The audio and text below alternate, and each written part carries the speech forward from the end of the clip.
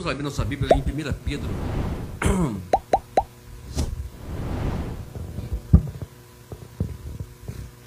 1 Pedro, capítulo 1.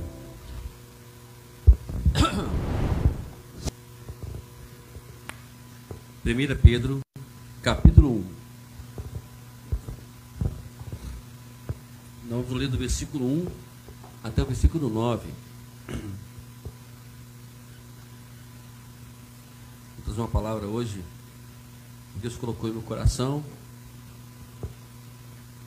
Tenho certeza que Deus também hoje quer falar com você nessa noite também neste lugar. 1 Pedro, capítulo 1, versículo 1 até o 9. Acharam? Diz assim: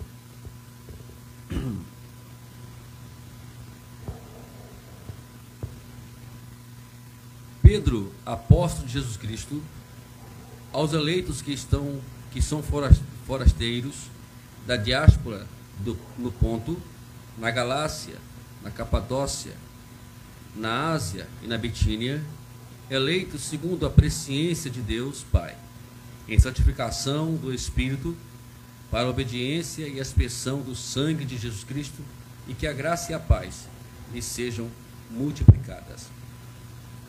Bendito seja o Deus e Pai do nosso Senhor Jesus Cristo, que segundo sua grande misericórdia nos regenerou para uma viva esperança, mediante a ressurreição de Jesus Cristo dentre os mortos, para uma herança que não pode ser destruída, que não fica manchada, que não murcha, e que está reservada nos céus para vocês, e que são guardados pelo poder de Deus, mediante a fé, para a salvação preparada para ser revelada no último tempo.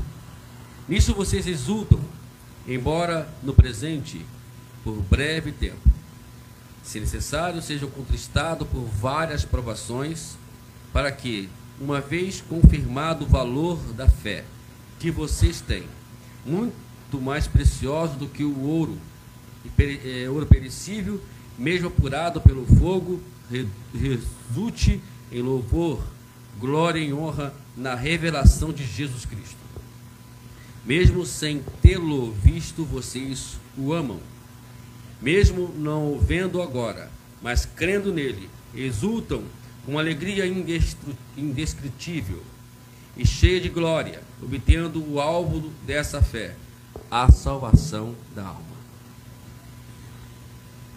Hoje vamos falar sobre um tema muito importante, e eu quero trazer hoje 4 fatores nessa noite para nós vivermos em uma viva esperança. Se nós formos hoje observar a nossa vida, né? O mundo que vivemos hoje, com todas as tragédias, com todas as situações circunstâncias que estão vivendo nesse mundo, parece que o mundo está cada dia mais piorando, né?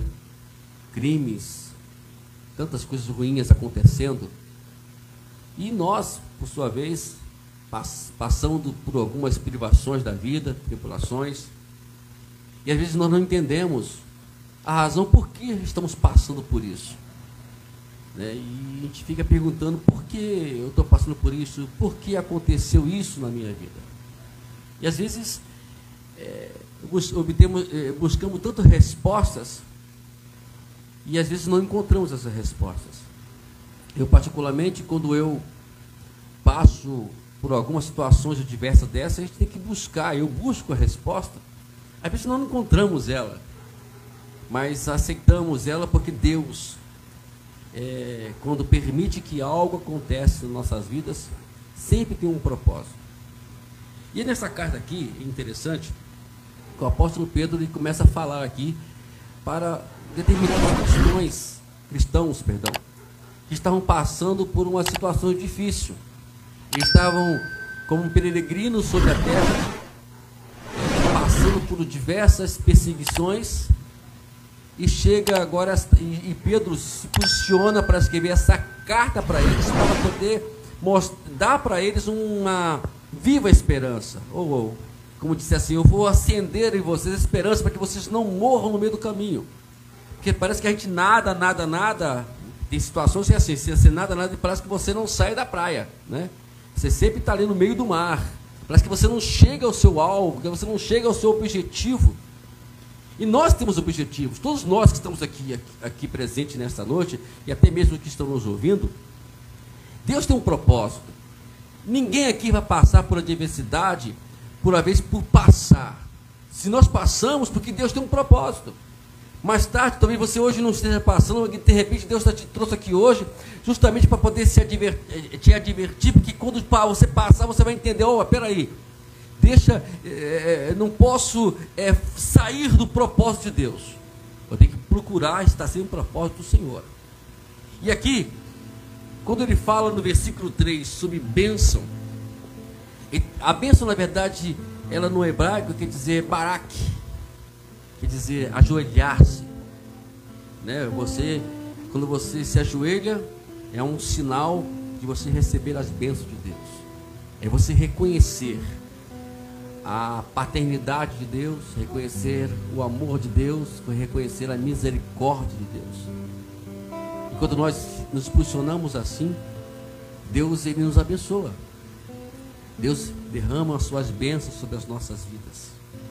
Agora, uma coisa que temos que entender é que não é receber a bênção por qualquer pessoa. Sempre que você vai receber uma bênção de alguém, sempre se lembra de uma coisa: ela tem que ter fonte, a fonte é Deus. Aonde vem a origem desta bênção? É assim que os pais dizem para os seus filhos: Deus te abençoe. Né? Não é eu que estou abençoando, Deus te abençoe. Né? Então, quando você recebe a bênção, não é a bênção do homem, é a bênção de Deus. Então não temos que ficar em busca de algo que o mundo possa nos dar. Porque se nós formos buscar isso do mundo, você pode ter certeza que você não vai encontrar, porque o mundo não tem nada para poder nos dar. Somente Deus pode nos dar. E por isso que eu quero falar sobre esses 4 fatores importantes, para que você possa hoje sair daqui com uma viva esperança. Uma certeza que, mesmo passando por diversidade, como estava passando esse pessoal aqui, esses crentes aqui, esses cristãos aqui, você pode ter certeza que Deus está com você.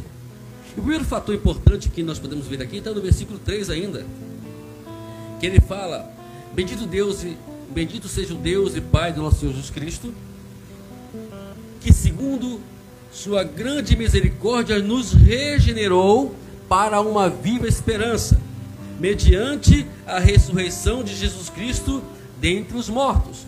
Isto é, a primeira coisa que para poder você viver uma viva esperança, o primeiro fator é você entender o que é o novo nascimento.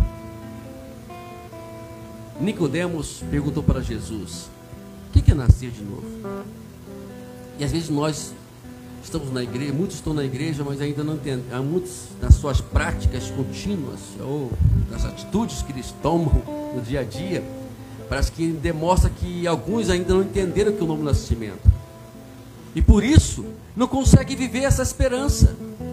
Porque não vive o novo nascimento, não muda a sua forma de viver, a sua forma de crer. O que está faltando hoje é a gente olhar somente para Deus. O autor aos Hebreus, lá no capítulo 12, e a epístola aos Hebreus é interessante, que ela é uma epístola que ela não tem nome do seu autor. Não tem, ainda por mais que os estudiosos, né, os grandes teólogos, ensinam que deve ser um ou deve ser outro, mas só não se deve. Mas não se sabe porque essa epístola, essa carta, foi encontrada no meio de uma perseguição que estava acontecendo sobre Israel, e encontraram ela no chão, jogada no chão, talvez por alguém correndo, perdeu esta carta. E o autor aos Hebreus, ele fala lá no capítulo 12, versículo 2, olhando para Jesus, que é o autor e consumador da nossa fé. Entender o novo nascimento é justamente você entender a riqueza que Deus está hoje plantando ou dando para você. Quando nós entendemos o novo nascimento, nós vamos entender que nós somos as pessoas mais ricas deste mundo, as pessoas mais importantes deste mundo, porque nós apenas não somente somos de uma igreja denominação tal, mas estamos vivos naquilo que Deus nos chamou, e estamos debaixo da proteção de Deus, estamos regenerados. O que é ser regenerado? É mudar, é você viver uma nova vida. Paulo disse assim, lá em 2 Coríntios, no capítulo 5, versículo 17: e se alguém está em Cristo, nova criatura é. As coisas antigas já passaram, e eis que se fizeram novas. Hoje é tudo novo. É você viver coisas novas, entender o novo nascimento, é você entender coisas novas para você. Mas temos que buscar isso, e Deus quer nos mostrar coisas novas, quer nos dar coisas que a gente vai viver e vivenciar, e isso vai fortalecer a nossa fé. Depende muito disso para nós vivermos. E se você ficar firme ali, olhando e procurando coisas novas com Deus, pode ter certeza que alguma coisa, a sua visão, o seu interior vai ter algumas mudanças. E essas mudanças vai trazer para você exatamente a alegria de estar vivendo numa terra, mesmo estando em situações adversas. Porque as circunstâncias, como nós vamos ver aqui para frente, elas não podem mudar o curso da sua vida. Ela não pode mudar o que você pensa, o que você crê. Ela não pode mudar o que você vive.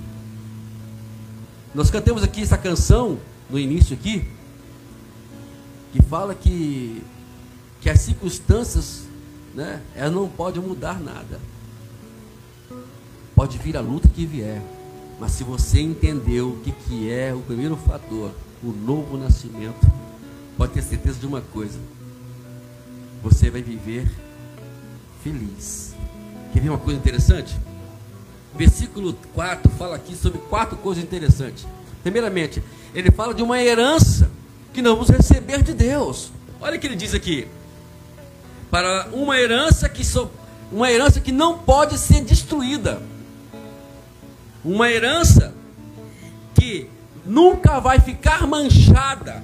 Uma herança que nunca vai murchar, que sempre vai ficar fresquinha. Não tem aquela coisa que você já acorda, já feliz da vida, porque você entende que é um novo nascimento. E por último, ela sempre vai estar reservada para aquele grande dia. O que faz a gente esperar Deus, o que faz a gente aguardar Jesus voltar para nos levar para a sua glória, é justamente porque estamos vivendo um novo nascimento, vivendo a cada dia coisas novas.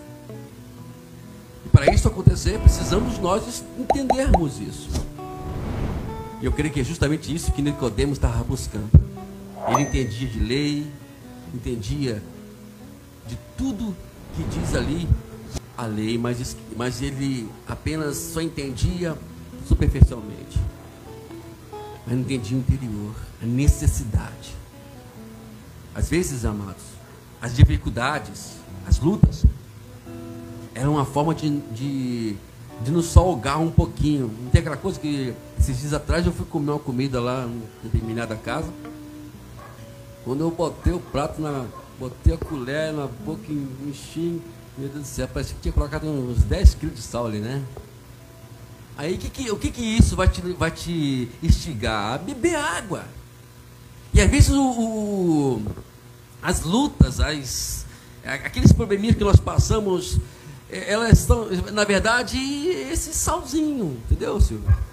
Aquele salzinho, sabe? Para que você possa beber mais, buscar mais. Infelizmente, alguns casos que eu vejo aí fora, é que as pessoas, em vez de buscarem a água que vai lhes saciar a sede deles, ficam buscando águas que a qual só vai momentaneamente tirar a sede, mas depois volta de novo. Lembra da mulher samaritana? Que ela foi lá num poço, Jesus disse: olha, se você tomar da água que eu lhe der, você nunca mais vai ter sede. E ela estava muito salgada, né, irmãos? Ela estava cheia de sal, cheia de pecado. E ela estava convivendo com esse pecado como uma miséria na sua vida. E ela entendeu isso. Tanto que quando ela entendeu que Jesus Cristo era essa pessoa que podia te saciar, entendeu o novo nascimento. E quando se entende o novo nascimento, as coisas começam a andar bem, começa a fluir bem, começa a alegria entrar no seu coração novamente. Também temos um segundo fator também para viver uma viva esperança, que é uma herança que já está guardada. Deus preparou algo para você. Veja, observa que diz aqui o versículo 5: o que são guardados pelo poder de Deus mediante a fé para a salvação preparada para ser revelada no último tempo. Tem algo guardado para você. Você já viu criança quando você fica... nós quando éramos crianças, né? Aqui eu posso dizer que todos nós aqui já éramos crianças, né? Tem um bebezinho aqui. O que a mãe falava assim, olha, se você... Minha mãe tinha... antes disso, minha mãe tinha uma mania de falar que... Uma vez ela falou comigo que se eu passasse de ano tal, ia me dar uma bicicleta no final do ano.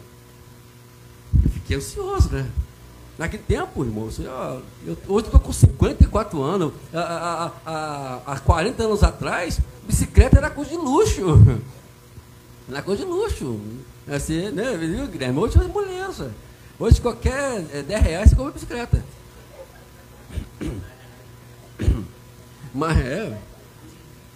Mas naquele tempo, meu irmão, para comprar bicicleta é difícil. Aí eu me de braço, meu irmão. Passei de ano. Só que ela não me deu bicicleta, né? Ela não me deu bicicleta. Fazer o quê? Mas você cria uma expectativa para você. Quando você entende que tem algo bom guardado para você, para que Deus guardou para você algo, e tem algo muito bom. Tem um versículo bíblico que eu gosto muito dele, que está lá em Romanos, agora vem em minha mente esse versículo, Romanos capítulo 8, versículo 18.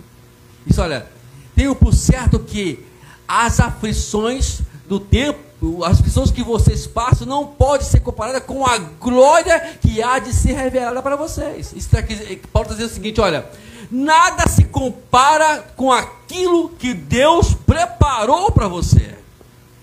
Não deixa que as dificuldades, que as lutas, elas tirem esse foco seu.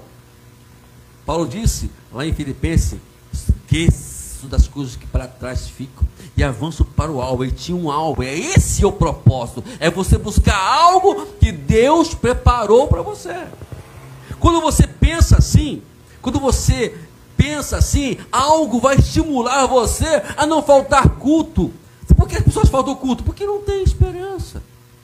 Não é verdade? Porque as pessoas não vão para a igreja, às vezes, porque não tem esperança. Porque não entende isso, não entende o que é novo nascimento, não entende o que é algo que Deus preparou e está guardado para nós naquele grande dia. Não entende essas coisas. Mas você hoje está entendendo. E precisamos nós guardarmos isso. Né? E essa palavra guardado aqui é a mesma palavra no grego, lá de Filipenses, Paulo falando em Filipenses, capítulo 4, versículo 7, que diz assim, olha, e a paz de Deus, que excede todo o entendimento, guardará o coração e a mente de vocês em Cristo Jesus. Isto é, se vocês entenderem o que é novo nascimento, se vocês entenderem que tem algo de bom para vocês, gente, você já viu alguém correndo sem alvo? Para que esse cara fica correndo lá, irmãos? 100 metros rasos, é isso mesmo que fala assim mesmo, Guilherme? Olha lá, 100 metros rasos. Né? Um dia eu fui fazer isso, irmãos, eu perdi por uns milésimo. Corrida, assim, milésimo. Até uns que eu fico revoltado com aquele erro que eu cometi. O cara corria igual eu também, né? Isso é, irmãos, alguns anos atrás. Hoje qualquer um passa eu, né? E se eu der um pique, um dia eu for jogar bola, mentira, jogar bola, Luciano. Aí, 5 minutinhos jogando, troca aí, trocou, acabou. Outro no lugar aqui, não aguentei mais. Mas naquela época eu corria. E porque tem um alvo, eles estão atrás de um prêmio. E quando eles estão atrás de um prêmio, você pode observar que eles não ficam dispersos.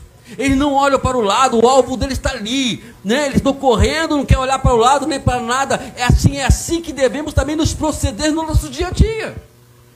Sem olhar para lá, para os lados, olhar para o que as pessoas falam, o que as pessoas pensam de nós. Enquanto nós ficarmos preocupados com o que as pessoas falam e que pensam, nós vamos perder o grande prêmio que o Senhor preparou para nós. Então, por isso que a gente precisa se focar, se prender. Né? Você vê que a afeição desses atletas, elas mudam naquele momento. Elas transfiguram. Eles podem lá estar relaxados, mas quando chega na hora da partida ou na hora da corrida, concentração. Ô Wagner, então, nem escutei o meu nome, nem escutei nada. Meu alvo é isso: escutar Cristo, olhar para Cristo, pensar em Cristo. O apóstolo Paulo, falando aos Colossenses, no capítulo 3, você olha, buscai as coisas que são do alto, pensai nas coisas que são do alto. É isso que temos que fazer. Ficar vivendo somente em função daquilo que Deus preparou para nós. E vamos para o terceiro fator também, que nos leva a viver uma viva esperança. A alegria do cristão, independente das circunstâncias. Olha o que diz aqui o versículo 6. Nisto vocês exultam, embora no presente, por breve tempo, se necessário, sejam conquistados por várias provações. Se for preciso, que vocês entendam que precisam chegar lá, ou precisam crer, porque qual é a evidência? Como vamos ter evidência de Deus na nossa vida? Só nas tribulações, irmão, só nas provações. Qual de nós aqui, vivendo a bonança, você vai ter a evidência que Deus existe? Na hora da bonança você vai desafiar a fé, você vai viver em função daquilo que você crê. Não, eu não vou sair daqui, mesmo perseguido, mesmo atribulado, mesmo provado, mas eu vou continuar firme no Senhor. Vou continuar cantando, vou continuar tocando, vou continuar pregando, vou continuar indo para a igreja, independente. Vou continuar sorrindo, mas lá dentro de mim sempre vai estar aquela luta, mas eu vou estar firme. Nunca vai mudar, a circunstância não pode mudar o nosso curso de viver. Não pode. Aqui está a alegria do cristão, independente das circunstâncias. Se você for observar, existe um paradoxo aqui com essa ideia, com a ideia do mundo. O mundo quando passa por situações difíceis, o que acontece com eles? Eles já demonstram um semblante já triste. Eu tenho um amigo que ele sempre, pelas palavras, pelo WhatsApp, já eu entendo que a coisa não está muito boa para o lado dele, não. Ô Wagner. Aí quando ele fala, ô Wagner, já entendi que o negócio está feio. Nós não. E aí, irmã? Como você está? Eu estou bem. O bicho está pegando. Até é natural nós falamos, olha, passando por algumas situações diversas, mas isso não muda. E nem mudará a minha adoração ao Senhor. Irmãos, vocês imaginem Paulo e Silas levaram uma chicoteada nas costas, as costas laceradas, todas feridas. O que fizeram? Se fosse talvez um de nós, né, senhor, né, dizíamos, o Silas podia dizer para Paulo, né, porque foi Paulo que ele puxou o Silas para o missionário. Só que furada, hein, Paulo? Brincadeira não, Paulo. Você me trouxe uma furada, rapaz. Ô, brincadeira, olha o que aconteceu comigo. Não, nenhum deles reclamaram. Ao contrário, eles dentro da prisão entenderam que aquela situação tinha um porquê. Porque, observe uma coisa, que antes de Paulo ir para Filipos, Paulo teve uma visão. E na visão, alguém se levantava e disse, olha, socorre-me. Passa a Macedônia e socorre-me. Existia do outro lado alguém que estava pedindo socorro. E Paulo entendeu que aquela circunstância que ele estava passando tinha um propósito. O propósito era o nome do Senhor ser glorificado e uma vida ser salva. O que aconteceu? Eles louvaram a Deus, adoraram a Deus. Imagina só, as costas doendo, toda lacerada, toda ferida, mas louvaram o Senhor. E oração não foi aquela oração não, né? Tem gente que se fosse, talvez alguns aí dizem assim, esse eu queimo agora aquele pessoal que me chicoteou, Senhor. Senhor, vai lá, manda o seu anjo, passa a faca agora. Não, a oração era uma oração de adoração. Talvez a oração do agradecer, Senhor, obrigado. Não sabemos por que estamos passando por isso, mas sabemos que o Senhor tem um propósito nas nossas vidas. E começaram a louvar o nome do Senhor. O que aconteceu depois? Um milagre, algo extraordinário, inusitado, coisas que não aconteciam. Aconteceu um terremoto. As cadeias se abriram. E ali estava o carcereiro, o alvo da salvação, o alvo de Deus para ser salvo. Precisava Paulo passar por aquilo, precisava Paulo levar aquela chicoteada, precisava Silas passar por aquilo, para que ele pudesse agora, aquele homem ver um milagre. Porque tem horas, sabe o que acontece com o mundo hoje, amados? Deus olha para a igreja hoje, ela vê um povo comum, um povo que reclama de tudo. Um povo que reclama, um povo que vai para a igreja, fala mal da igreja, uma série de coisas. E lá não. Lá eles não reclamaram de nada. E de repente o carcereiro estava vendo isso. Esses caras estão cantando, levaram uma chicoteada, não foi coisa pouca não, mas estão cantando, louvando. Aí fala, deixa eles cantarem. Né? É sinal que não vai dar trabalho para nós, né? E talvez ele pensou assim. E de repente ele se vê num terremoto, numa coisa tremenda naquele lugar. E aí ele fala assim, olha, os presos começaram, as cadeias começaram a abrir, assim, eu vou agora, vou fugir tudo e eu vou ser morto por causa disso. Aí Paulo entra em cena. E ele pergunta para Paulo, o que ele tem que fazer para ser salvo? Só uma coisa, crê no Senhor Jesus Cristo, será salvo tu e a sua casa. E ali aconteceu a salvação, não somente dele, mas que toda a sua família. Está vendo aqui interessante? Às vezes as provações que eu, você, nós passamos, tem essas razões. Não é reclamar das circunstâncias que estão, talvez a ótica humana desfavorecendo-nos. Aquilo que parece que está desfavorecendo a nós, está favorecendo Deus, e pessoas estão olhando para você, dizendo assim, como pode isso? Como pode isso? Porque Deus quer ver algo extraordinário em você, para ele crer que Deus está com você. E às vezes, parece que Deus não está mais em determinadas pessoas, mas pô, esse pessoal, aí ainda usa aquele jargão que a gente vê fora aí, né? Para ser crente assim, né? Então é melhor eu continuar onde eu estou, infelizmente. Bom, para nós terminarmos aqui, amados, que a hora está passando, nós temos uma passagem bíblica que eu anotei aqui, interessante, que Paulo, falando aos Coríntios, segunda carta de Coríntios, olha só o que Paulo fala, capítulo 4, versículo 16 até o versículo 17, olha só. Por isso, não desanimamos. Pelo contrário, mesmo que o nosso homem exterior se desgaste, nosso interior se renova dia a dia.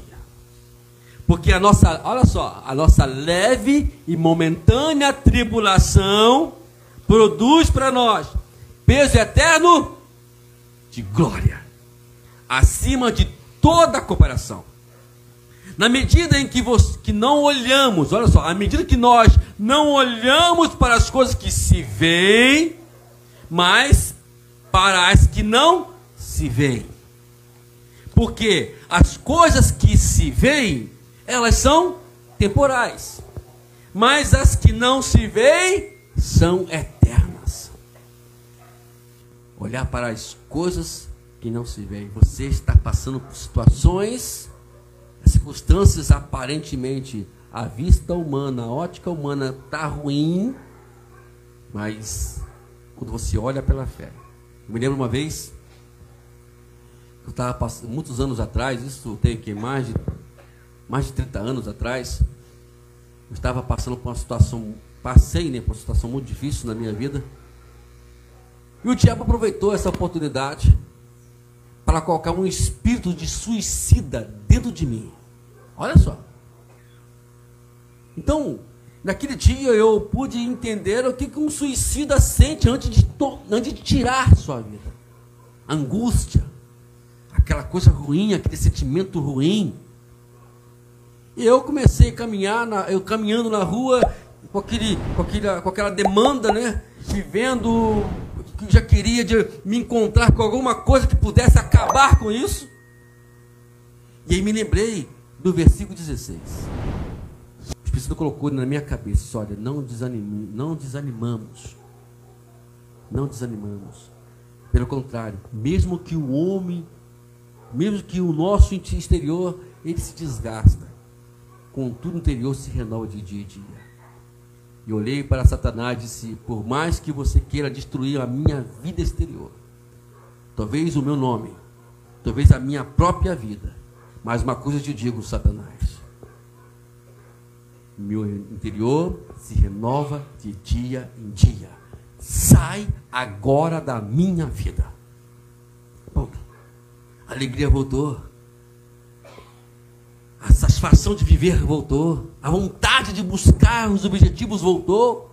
E estou aqui, né? Já passa mais de 30 anos depois desse episódio. Está entendendo? É isso que Deus quer. Ele não quer que você olhe para as circunstâncias. Ele quer que você olhe para Ele.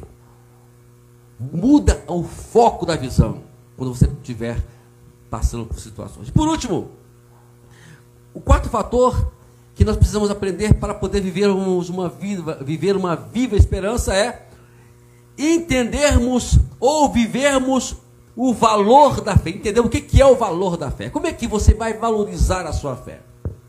Você tem fé? Será que eu tenho fé? Será que nós temos fé? Como é que nós demonstramos isso? Como é que a gente vai valorizar essa fé? Olha só o versículo 7, que diz o apóstolo Pedro, perdão.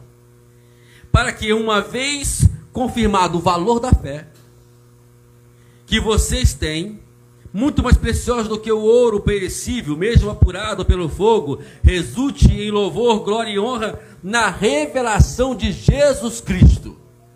Ou, valorizar. Como é que você valoriza um trabalho? Trabalhando. Fazendo algo para que esse algo venha a ser honrado. Então, quando você passa para as lutas e dificuldades da sua vida, elas vão deixar você, vão provar você, vão mostrar você, porque a fé, na verdade, as provações, na verdade, vai mostrar quem nós realmente somos. Deus sabe quem é vocês. Deus sabe que sou eu. Mas nós não sabemos que somos nós. Por mais que eu diga que eu me conheço, eu engano. Eu estou equivocado. Eu não me conheço, nós não nos conhecemos. No capítulo 17 de Jeremias, versículo 9, ali diz a palavra: o coração do homem é perverso e enganoso, quem o conhecerá? Ele desafia a gente. Quem conhece o coração de vocês? Aí ele diz no versículo 10: eu, Senhor, é que esquadrinho o coração e provo os pensamentos para dar a vocês o bem que vocês precisam.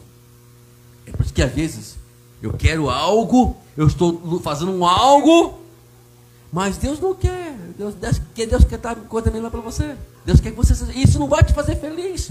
Pode até fazer alguns pontos da sua vida, mas Deus, Ele quer te dar uma alegria eterna. Ele quer algo que você venha viver eternamente alegre e feliz. No capítulo 29, versículo 11 de Jeremias fala: eu penso coisas boas ao respeito de vocês. É como Deus olhar para vocês: olha, quando eu olho para vocês, eu só penso coisas boas. Eu tenho algo bom para vocês, algo de valor para vocês. E Deus vai provar, gente. Não tem aquela coisa que faz para você que você estava errado? As provações para isso, para mostrar que aquela atitude, aquele pensamento meu estava errado. Ele diz lá em Isaías 55, os meus pensamentos não são os pensamentos, os meus planos não são os seus planos. Ele nos permite nós passarmos por adversidade justamente para poder mostrar que aquilo que nós pensamos, aquilo que nós planejamos, não tem nada a ver com a nossa felicidade. Quantas vezes nós aqui passamos por isso? Imagine se eu fosse naquela, hein? Alguém já não disse isso? Imagine se eu aceitasse aquela proposta. Imagine se eu ouvisse aquela palavra, ou se eu seguisse aquele conselho. Imagine, eu estaria encrencado agora, ou encrencada, né? Né, Gabi? Então, Deus, ele faz isso. Lembra de Jonas? Jonas, qual era o propósito? Pregar para Nínive. Ele provocou Deus e resistiu Deus até o final, até que ele foi lá e teve que pregar para Nínive. O apóstolo Pedro, olha só o exemplo dele. Senhor, tu sabes que eu sou fiel a ti. Ele vira para Pedro e disse: Pedro, você ainda não te conhece. Antes de julgá-lo, cante: você vai me negar 3 vezes. 2 vezes, perdão. Você vai me negar. Não, eu nunca te negarei. Veremos. Diz a Bíblia que quando Jesus foi preso, alguém chegou: você não é daqui? Não, nunca ouvi falar desse homem. E negou Jesus. E quando Jesus passa, diz a Bíblia que quando ele passa, ele dá aquela olhadinha para Pedro. Lembra que a coisa? Imagina que se Pedro é minha esposa, aí está andando, todo mundo já chicoteando ele e tal. Ele dá uma paradinha e faz aquela olhadinha para Pedro. Eu disse assim: Pedro, não te avisei? Não falei a você que você não te conhece ainda? Ele não julgou Pedro, eu não creio nisso. Alguns pregam essas coisas, está errado. Ele não julgou Pedro, ele não foi aí, discriminou Pedro ou coisa semelhante. Não, ele apenas olhou para Pedro para poder mostrar para Pedro que ele estava errado, que ele não conhecia ele. E nós precisamos aprender isso. E aqui vemos que 3 coisas aqui que vai resultar quando você for provado e passar pela provação. Primeiramente, louvor. Vou te homenagear. Tá vendo aí? O Guilherme, rapaz, homem de Deus, hein? Ó, o Silvio. Ó, meus parabéns. Conseguiu passar por isso, ele venceu essa batalha. Louvor. A segunda aqui é glória. Vai te dar autoridade. Você vai ficar mais firme. As pessoas vão chegar para você e falar assim: não, eu tô. E vai ver que você vai ouvir de você com mais autoridade. Tem aquelas coisas que as pessoas, quando você ouve um testemunho de alguém que passou por umas situações igual a nós, às vezes vamos aconselhar com alguém e você vai para um culto, alguém conta: olha, eu passei por isso, passei por aquilo e venci, estou aqui. Opa, cara, eu vou. É isso aí, autoridade, respeito por essas pessoas. Você vai ter isso quando você passar pelas lutas. E por último, honra. Você vai ter honra, quer dizer, o sentimento de dignidade. Vão ver você como uma pessoa boa. Vão te olhar, vão ter uma visão diferente de você. Deixa eu falar uma coisa aqui sobre isso. Quantas vezes nós dentro de casa somos aqueles patinhos feios, ou a Cinderela, né? Já viu isso? Lembra da Cinderela? Aqui já viu que o filme de Cinderela? Cinderela, coitada, maltratada pela sua madrasta, né? Estava lá, repentemente acontece algo e ela perde aquele sapatinho e ela é presa. Olha, contando. Não vou te contar filme não, mas eu me lembrei desse filme agora, né? E aí, depois de todas as mulheres, só o sapatinho, inclusive, irmão, eu não entendo como um sapatinho vai caber só no pé de uma pessoa só, né? Eu calço 39. Irmãos, qualquer peça em 39 cabe no meu pé, meu irmão. Se eu perder o sapato, eu vou poder arrumar outro 39, mas daquele ali não, aquele ali cabe no pé dela, né? Quer dizer, tem coisas que só você. E às vezes essas tribulações que passamos é para te honrar dentro da sua casa, te honrar com a sua família, mostrar para a tua família que você não é o que eles pensam, o que eles têm às vezes, o que eles olham. Você tem muito mais valor do que isso. Às vezes é bom a gente passar por lutas, é bom a gente passar por tribulações. Para concluirmos, Paulo, ele diz lá no capítulo 1, em versículo 27 de Colossenses: a esse Deus quis dar a conhecer a riqueza da glória desse mistério entre os gentios, que é Cristo em vocês, a esperança da glória. Existe um mistério. Para o mundo existe um mistério. A igreja, por mais que eles possam querer entender o que é a igreja, mas a igreja para eles vai ser um mistério. Você é um mistério. Como pode uma pessoa passar por tanta dificuldade e ainda está lá cantando, ainda está pregando, está evangelizando, está indo para a igreja e dando glórias ao Senhor? É um mistério. Somente Deus revelou a nós. Mas por que isso? Porque eu vivo uma viva esperança.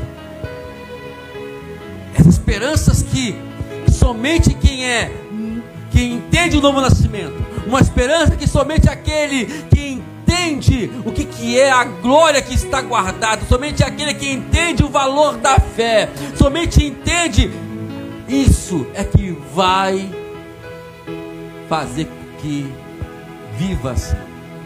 Não existe outra forma de você entender a esperança de Cristo na nossa vida que você não possa entender tudo isso. Jesus disse uma coisa para nós, já estava terminando a sua carreira aqui na terra, e Jesus disse assim, lá em João 17,3: e a vida eterna é esta, que conheçam a Ti, o único Deus verdadeiro, e a Jesus Cristo, a quem enviaste. Jesus Cristo, Ele é o modelo, Ele é a forma como nós devemos nos proceder. Pedro diz que para podermos seguir as suas pisadas, porque Ele foi exemplo para a gente, fomos nós vivemos a viva esperança. Não permita que nada, ninguém possa tirar esse prêmio, ou melhor, essa busca desse prêmio que está guardada para a gente. Irmãos, você entende o que é vida eterna? Jesus não falou que nós vamos ter a vida eterna. Essa passagem diz que nós já vivemos a vida eterna. Quer dizer o seguinte: eu já vivo a viva esperança nesta terra. Não precisa a gente ir para o céu para podermos glorificar o nome do Senhor. Não precisa nós irmos para o céu, não precisa esperar ir para o céu para a gente poder cantar, louvar, se alegrar. Vamos fazer aqui na terra mesmo. Não está aqui na terra? Então vamos continuar fazendo isso. Alegre-se ao Senhor. Vamos cantar ao Senhor, exultando ao Senhor. Né? Talvez a irmã não quis cantar aqui hoje, né, amada? Mas canta lá na sua casa. Ela falou que canta lá, né? Depois você me dá os endereços que eu vou chegar de mansinho lá. Aí eu vou chegar só, ó, bem mansinho. Vamos lá. A irmã canta bem mesmo. Entendeu? A esperança de Deus. Não deixa ninguém tirar isso de você. Temos muito. Lá fora ninguém tem nada. João disse: a vitória que vence o mundo, o que seria?